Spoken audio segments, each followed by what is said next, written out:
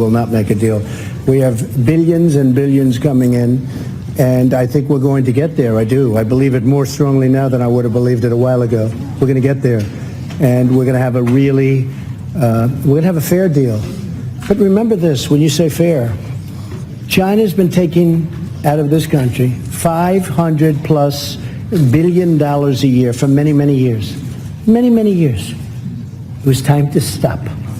As a private person, I used to talk about it. It's one of the reasons I'm president. And we're in a great position. Our country's doing well. Our unemployment numbers are the lowest they've been in over 50 years. Our unemployment numbers for African American, Asian, for Hispanic are the best they've ever been. Historic numbers. We're in a very strong position. Our consumers are strong. Walmart just announced numbers that were, mind-boggling numbers. It's a great poll right there. That's the ultimate poll. How are the retailers doing, and how are certain companies doing? So we're doing very well, and I think that we're going to make a deal with China, and I think eventually we're going to make a deal with Iran too. But why are you optimistic they'll change their behavior? It's not a question of behavior. I think they want to make a deal, and I think they should make a deal, and I think if they don't make a deal, it's going to be very bad for China. And I very much appreciate the fact that they came out last night, very late last night, and they said, they want to make a deal. They want it to be under calm circumstances. It was a little different kind of a statement. I thought it was a beautiful statement. I thought it indicated a lot. Go ahead. Here we go. I actually have a question for you on next year's G7 summit, but can I just clarify something you said? You mentioned earlier today... One question, go ahead. Let me do the clarification and then I'll get to the question. No. You talked about calls with China and a breaking news alert. I'm trying to understand what specifically you heard from China. And on next year's G7, you alluded today, dropped several hints about Miami, about Doral, and hosting next year's G7 at your property. What reassurances, if any, can you give the American people that you are not looking to profit off the presidency? Well, I'll tell you what, I've spent, and I think I will, in a combination of loss and opportunity. Probably it'll cost me anywhere from $3 to $5 billion to be president. And the only thing I care about is this country. Couldn't care less, otherwise I wouldn't have done it. People have asked me, what do you think it costs? And between opportunity, not doing things, I used to get a lot of money to make speeches. Now I give speeches all the time. You know what I get? Zippo, and that's good. And I did a lot of great jobs and great deals that I don't do anymore, and I don't want to do them because the deals I'm making are great deals for the country, and that's to me much more important. Doral happens to be within Miami. It's a city. It's a wonderful place. It's a very, very successful area of Florida. It's very importantly only 5 minutes from the airport. The airport's right next door. It's a big international airport, one of the biggest in the world. Everybody that's coming, all of these people with all of their big entourages come. It's set up so, and by the way, my people looked at 12 sites, all good, but some were 2 hours from an airport, some were 4 hours from, they were so far away. Some didn't allow this or they didn't allow that. With Doral, we have a series of magnificent buildings. We call them bungalows.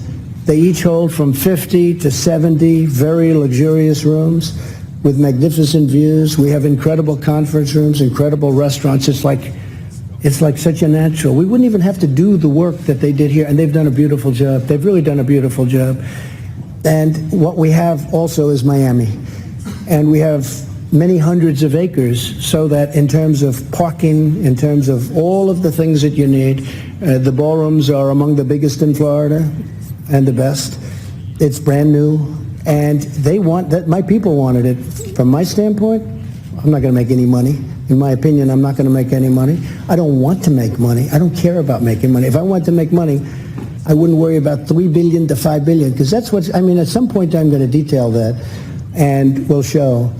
But I think it's just a great place to be. I think having it in Miami is fantastic, really fantastic. Having it at that particular place because of the way it's set up. Each country can have their own villa or their own bungalow.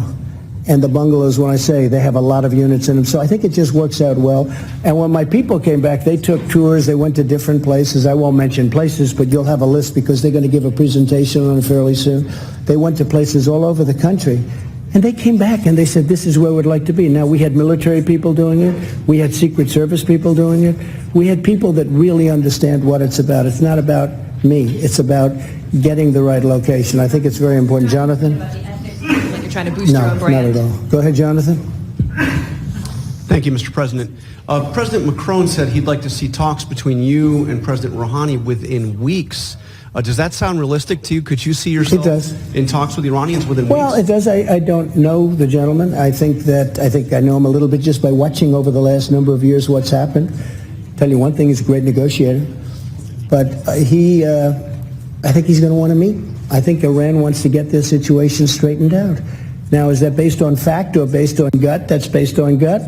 But they want to get their situation straightened out, Jonathan. And they're really hurting badly. Their inflation, as you know, because I saw you reporting on it, their inflation is through the roof. Their economy is tanked entirely. The sanctions are absolutely hurting them horribly. I don't want to see that. I don't want to see that. They're great people. I don't want to see that. But we can't let them have a nuclear weapon. Can't let it happen. So I think that there's a really good chance that we would meet. Jeff, please.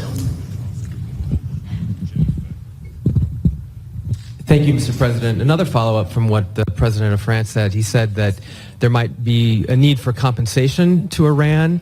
Would you, given all of the criticism you've made of the JCPOA and the money that they got, be open to giving Iran compensation No. if it met some of the criteria that you laid out? What he's talking in terms of compensation is they are out of money. And they may need a short-term letter of credit or loan. No, we're not paying. We don't pay. But they may need some money to get them over a very rough patch. And if they do need money, certainly, and it would be secured by oil, which to me is great security. And they have a lot of oil, but it's secured by oil. So we're really talking about a letter of credit type facility. From the U.S. or from all the countries It would be involved? from numerous countries. In numerous countries. And it comes back. It would expire. It would be paid back immediately and very quickly. Yes, go ahead, please. Go ahead. Yes. Thank you very much, Mr. President. Nawaz Aoyama with the Asahi Shimbun, Good. a Japanese newspaper. Good. Just left Now the your U.S. Prime Minister, Abiy. Good man. Great man. Okay, and now the U.S. and Japan have an agreement in principle, which you said is a tremendous trade deal for the United States. So And for Japan, I would yes. say. Both. So are you still considering imposing Section 232 tariffs on Japan's auto exports to the United States on national security grounds? Not at this moment, no. Not at this moment. Well, it's one of the reasons we made the deal, but no, not at this moment. It's something I could do at a later date if I wanted to, but we're not looking at that. We just want to be treated fairly. You know, Japan has had a tremendous trade surplus with the United States for many, many years, long before I came here. And I'll tell you something, we're transforming our country. We're taking these horrible, one-sided, foolish, very dumb, stupid, if you'd like to use that word, because it's so descriptive. We're taking these trade deals that are so bad, and we're making good, solid deals out of them. And that's transforming our country. That will be transformative and very exciting, I think, for our country. Very, very exciting. Please, go ahead. Go ahead. Thank you, Mr. President. Well, I didn't actually say you. I said the woman behind you. So why don't we do her first? You've been asking a lot of questions all day long. Thanks, Mr. President. Yamiche Alcindor. Can't say I don't give you access, right? Go ahead. Thanks, Mr. President. Yamiche Alcindor with PBS NewsHour. Yes. Why do you think it's appropriate to invite Russia to the G7, given that they've meddled in the 2016 election? And are you worried that if Russia does come to the G7, that it might hurt you politically because it's only going to be a couple months before the 2020 election? I don't care politically. I really don't. A lot of people don't understand this. I ran one election and I won. Happened to be for president. I don't care politically. I'm going to run another election. I think I'm winning based on polls that we see. Whether I win or not, I have to do the right thing. So I don't do things for political reasons. Is it good? Probably not. Maybe it is. I mean, a lot of people are smart. A lot of people say having Russia, which is a power, having them inside the room is better than having them outside the room. By the way, there were numerous people during the G7 that felt that way. And we didn't take a vote or anything, but we did discuss it. My inclination is to say, yes, they should be in.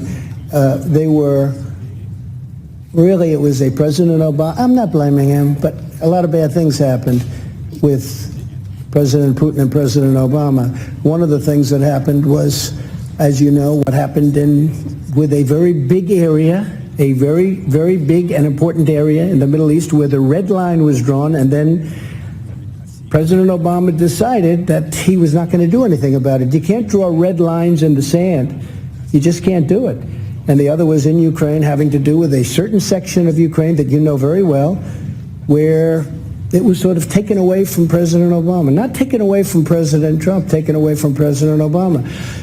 President Obama was not happy that this happened because it was embarrassing to him, right? It was very embarrassing to him. And he wanted Russia to be out of what was called the G8. And that was his determination. He was outsmarted by Putin. He was outsmarted. President Putin outsmarted President Obama. Wait a minute.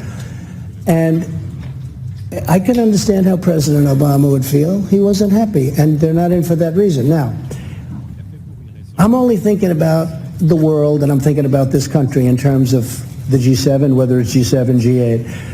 I think it would be better to have Russia inside the tent than outside the tent. Do we live either way? Yes, we live either way.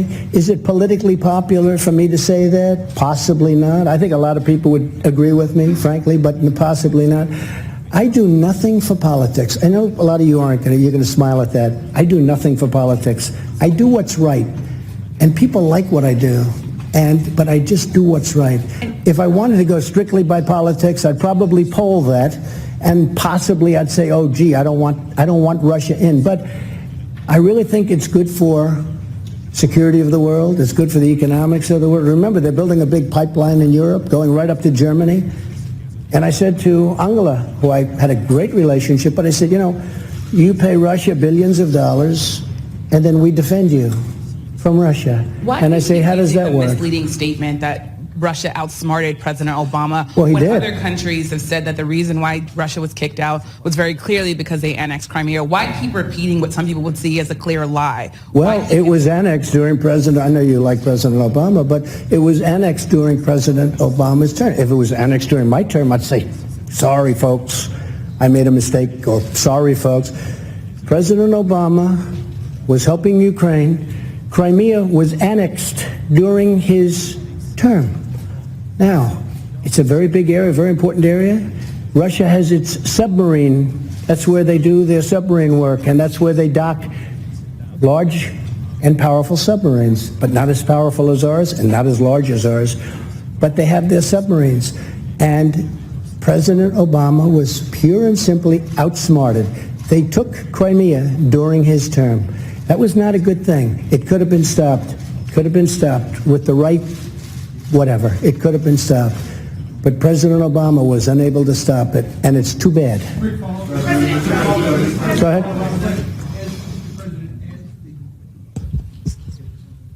As the G7 host next year, you were allowed to invite other countries to come, guest countries, even though they're not necessarily part of the overall group. Would you consider inviting Vladimir Putin under those circumstances? I don't know that he'd accept. Those are tough circumstances. He was a part of G8, and all of a sudden, he's not out or he's not in. So I think, John, actually, that's a pretty tough thing for him. He's a proud person. Would I invite him? I would certainly invite him. Whether or not he could come psychologically, I think that's a tough thing for him to do. You have a G8, now it's a G7, and you invite the person that was thrown out really by President Obama, and really because he got outsmarted. President Obama, pure and simple. And don't forget, it was not just Crimea. It was the red line in the sand. And Obama said, never violate the red line in the sand. And then they went ahead and they killed many children with gas. It was terrible. And he did nothing about it. I did, but I was there years later. I did something about it, but I was there late. Go ahead. Thank you, sir. Can you help us understand the timeline on the China calls? Were you referring to the statement by the Vice President? Well, we've had many calls. Secretary Mnuchin is here, and you've had many calls over the last 24 hours, but certainly over the last 48 hours. We've had many calls, not just one. This isn't one. And these are high-level calls. They want to make a deal. And by the way, I think a deal's going to be made, but they want to make a deal. So the Chinese are saying that there weren't any The particular... Chinese are not calls. saying Are that. they not being- Excuse me, let me explain something. The vice chairman of China, do you get higher than that other than President Xi? The vice president, the vice chairman, it's like the vice president, the vice chairman made the statement that he wants to make a deal, that he wants to see a calm atmosphere. He wants it all to happen. That says it there. I don't have to talk about, you folks were reporting before, well, we can't find any phone call. He released a statement. I didn't release it. He released a statement. But there were phone calls, sir, Mr. President. There were phone calls. Numerous calls.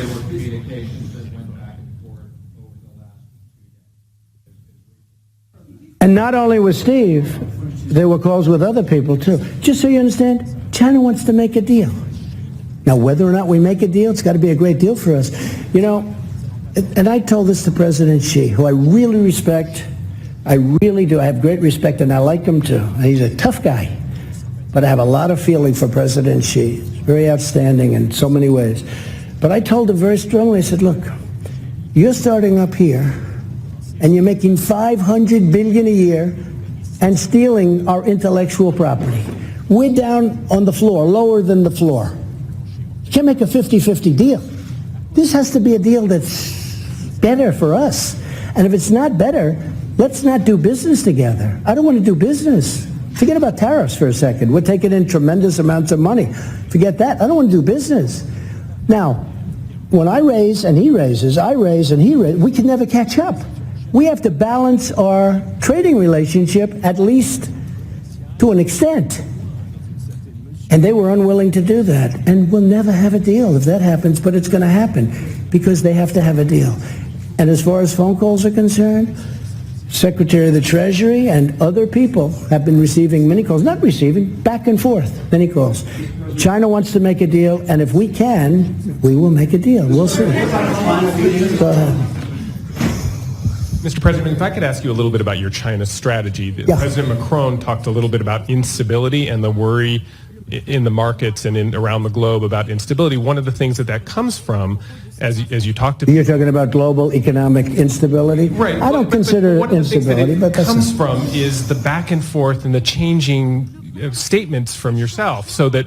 Sorry, it's the way I negotiate. So my question is that a strategy? Is it a strategy to call President Xi an enemy one day and then say that relations are very good the next day, and then, it's gone back... It's the way I negotiate. It's done very well for me over the years, and it's doing even better for the country. Could you talk a little bit about and I do think that, look, here's the story. I have people say, oh, just make a deal, make a deal. They don't have the guts and they don't have the wisdom to know that you can't continue to go on where a country is taking 500 billion, not million, 500 billion with a B, out every single year. $500 billion. You just can't do that. Somebody had to do this. This should have been done by President Obama. It should have been done, and Biden, Sleepy Joe. It should have been done by other people. It should have been done by Bush. It should have been done by Clinton. Double Bush. It should have been done. I'm doing it. Let me tell you something else. North Korea should have been done a long time ago. I'm doing it. I'm doing a lot of things that I shouldn't have to be doing. Please. Go ahead, please.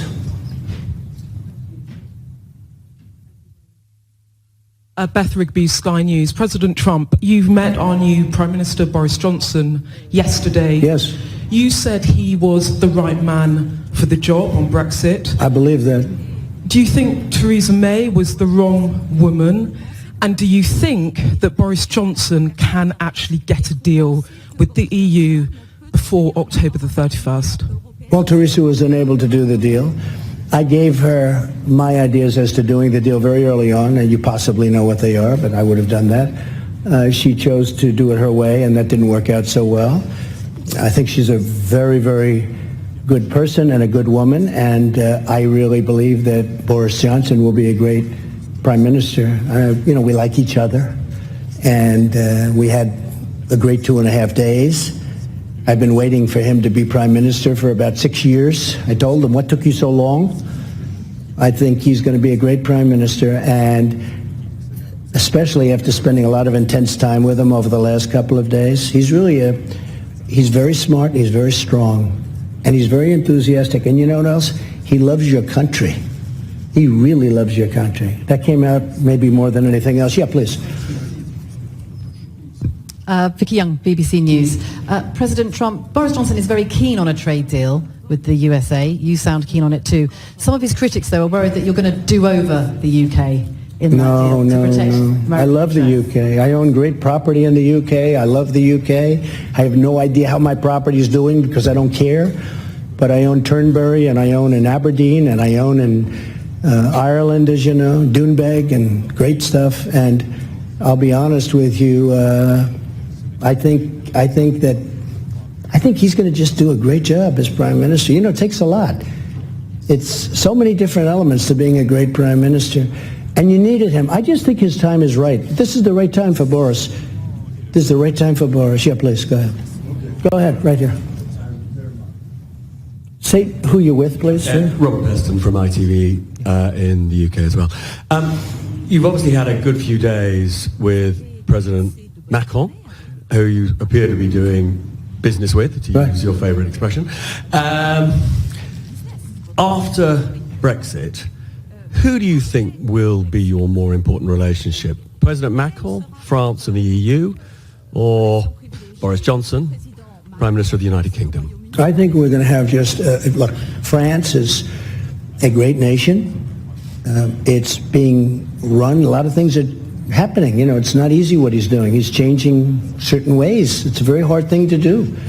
I won't get into it. I'm going to let him sell his ideas, but a lot of people don't disagree with his ideas. But it's a very hard thing to do. If you're a great citizen of France, you love your country, but you want to do the way you've been doing it for a long time. But maybe that's not working, and maybe they have to do what he has to do.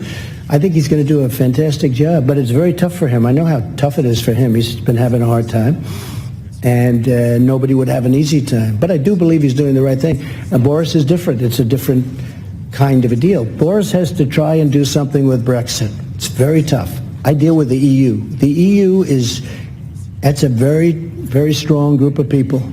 They have their ideas, and they're not easy to deal with, I will tell you. We're very close to making a deal, by the way, with the EU. I have to say this. We made a great deal with Japan, and we're very close to maybe making a deal with the EU because they don't want tariffs. It's very simple. They don't want to tax cars. Mercedes-Benz, BMW, they don't need a 20% or a 25% tax. But we're very close. I think we're going to make a deal with the EU without having to go that route. I may have to go that route, but maybe not. We're going to have a deal, a really fair deal, but the EU is another one. We've been losing $180 billion a year for many years. That's a lot of money. How much can you take out of the piggy bank, right? But which alliance will be more important, with the EU or with Britain? Both. I don't want to say which. Look, I think